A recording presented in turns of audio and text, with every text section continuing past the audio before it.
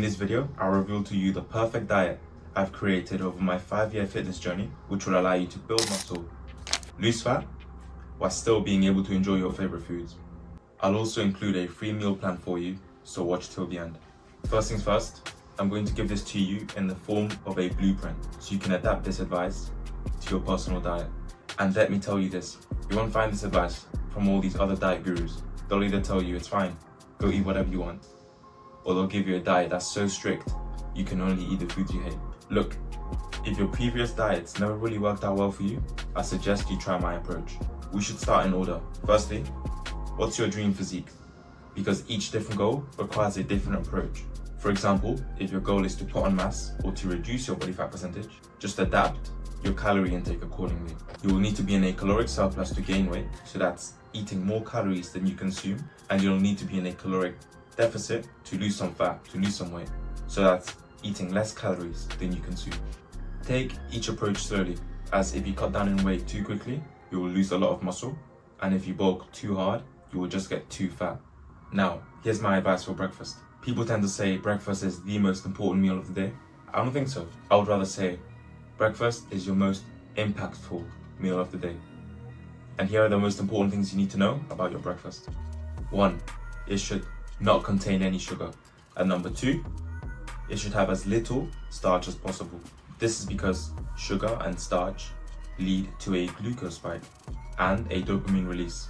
This will make you feel tired and crave more dopamine releasing food. And guess what? This will lead you to eat more sugary and processed shit. So really what's happening is you're kicking off a vicious cycle of hunger and cravings for your entire day, fasting in the morning. Let's not do that. How about you have a protein-based breakfast, which will actually help you get you closer to your daily protein goal, which if you don't know already, it should be 1 gram per pound of body weight, or around 2 grams per kg of body weight. So myself, I'm 83 kg, so that would mean around 166 grams of protein every single day. Food companies try to tell you that the limit is 90 grams of sugar a day, so that way they can make their foods more sweet and pleasurable. Listen, please track how much sugar you eat in a day. Yes, that means track every single one of your foods, measure how much sugar is, and you'll thank me later. Oh, and another thing, only drink water. Fizzy drinks, energy drinks, juice have so much sugar inside of them that you'll be surprised. And listen, please don't take my word for it. I dare you, please check the nutritional labels on all these drinks and you'll be surprised. Also, this one's going to be quite controversial, but milk and fruit have quite a lot of sugar, so just keep that in mind. And before you come at me saying, oh, but they're healthy sugars, listen to me, that is BS. Sugar is sugar. Your body can't differentiate the difference between the healthy sugars in an apple to the unhealthy sugars in a chocolate cheesecake. They're equally as bad, although fruit does have fiber, which will actually reduce your glucose spikes, as there won't be as much glucose absorption within the intestines, because this fiber coats the intestines to stop any more sugar, glucose molecules going through. So ultimately, what I'm saying is, if you must eat sugar, at least eat it from a more natural source, like fruit. Note, you can actually fast. Intermittent fasting is shown to help out with weight loss and digestion problems. And some people just outright prefer to skip the first meals of the day just to increase their productivity. Listen, whatever rocks your boat, as long as you can make up for these lost nutrients as you're skipping a meal, and you can just have them later in the day. Which brings me on to lunch. Hopefully you haven't had any snacks yet, and if you have, then that might suggest that there's a problem with your breakfast, because your breakfast should actually keep you full for like around 4 hours. Listen, I really recommend you avoid snacks. This is because if you have a snack on an empty stomach, you're much more likely to overeat and indulge in that food, actually defeating the point of your diet, because now you're overeating and you've lost all the progress that you've made, right? If you must have a snack, at least make it savory, as they tend to give you a more steady energy release after eating them. And I will actually give you some examples of some healthy snacks that you can have if you must have them. And trust me when I say this, as time goes on and slowly over time you start cutting out the junk food, the sweet food, the processed food, you will actually start to enjoy that boring food more. For instance, I used to have oats with frosted flakes and a lot of different chocolate cereals.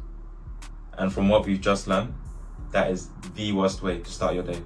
Thankfully, over time, I transitioned to having oats for brunch instead of breakfast, and actually replaced those chocolate frosted flakes to some more plain cornflakes.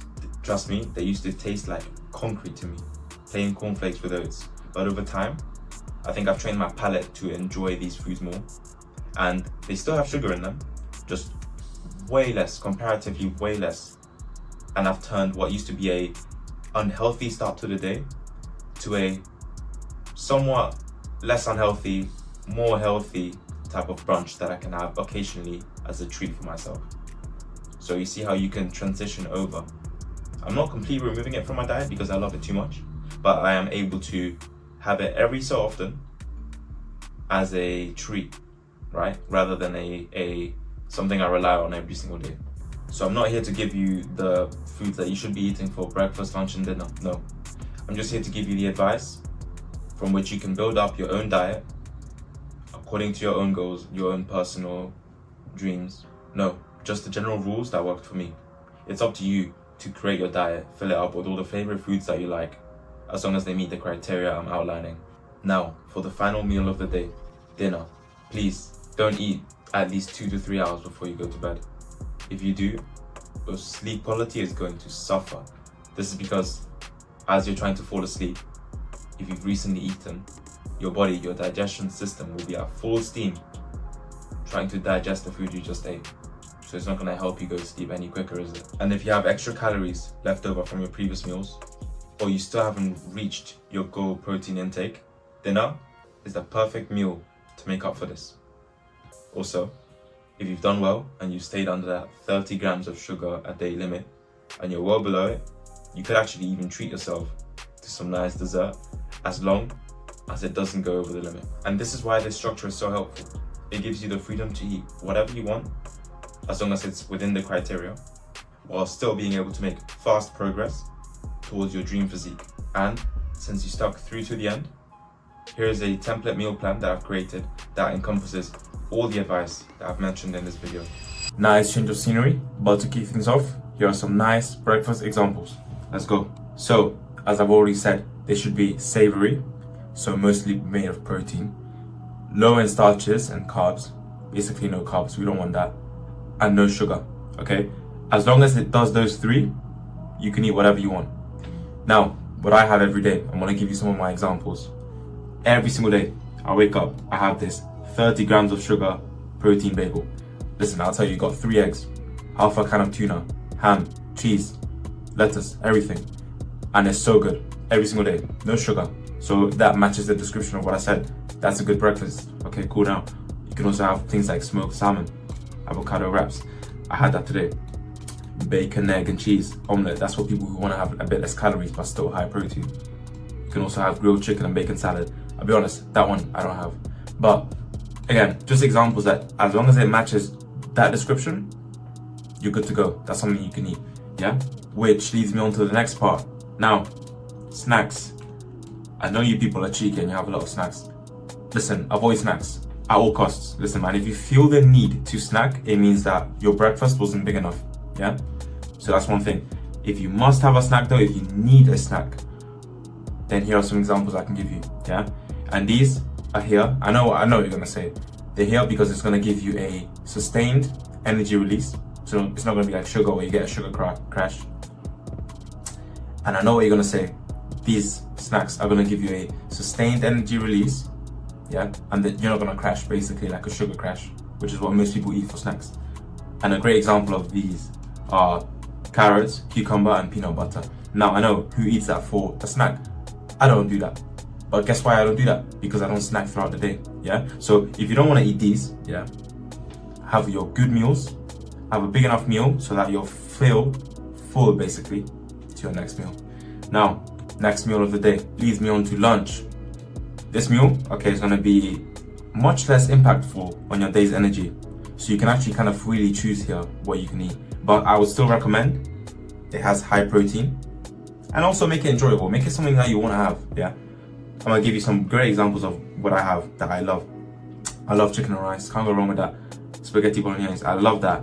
and fish fillet and potato wedges. Listen, man, it's just healthy food, natural food, no processed food. You see all these foods, they're healthy, high in protein, and they taste good. That's what we need, yeah? And it, again, as it matches the description, you know, no sugar, high in protein. I keep repeating myself here, but that's really all you need. That's really all you need to know. Now, last meal of the day, we've got dinner. Now, with dinner, I'll tell you one thing. I myself tend to go crazy here, and I have a lot of junk food sometimes. Basically every day, okay? Like pizzas and burgers. But listen, man, that's simply because I can actually get away with it. For me and my genetics and my body and my physique, I can eat this and my physique doesn't really suffer. My performance in the gym doesn't really suffer. If that's you, you can get away with this every once in a while. Now, for the people that can't get away with it, listen, I know it doesn't look as good, but it still tastes as good and it still has high protein. Here I've got some examples for you. You got steak, you got lasagna, you got salmon, and you might say, I'm a hypocrite. Well, I am actually. And the reason I have like pizzas and burgers is because if I had the budget, yeah, to get like unlimited steak and like all these foods, I would eat that. But I'm eating pizza and burgers for now and it works for me. If it works for you, great. If it doesn't and you see that it's not giving you the goal, your physique that you want, then you need to change it. And here are some examples that I can give you. Which, listen, leads me on to this, the conclusion. All these foods are just a template. You can really just eat this as long as it matches what I've said in the description. You know, less than 30 grams of sugar a day. It gets your protein goal. As long as it does that, it doesn't matter what you have here. You don't have to have these, but I'm just giving you an example. So you have something to build off, yeah? Something that's similar to this would work well. And as a thank you for watching through this whole thing, I'm going to leave a PDF link in the description where you can download this exact sheet so you can keep a memory of it and actually just refer back to it whenever you need to. And that's it. Let's go. And there you go. That's the diet that built my physique. And if you apply the advice that I've just told you, I guarantee you that you are well on your way to getting your dream physique. Needless to say, that is if your training is already effective. However, most people's training will never get them to their dream physique. So, watch this video on the screen to make sure that's not you.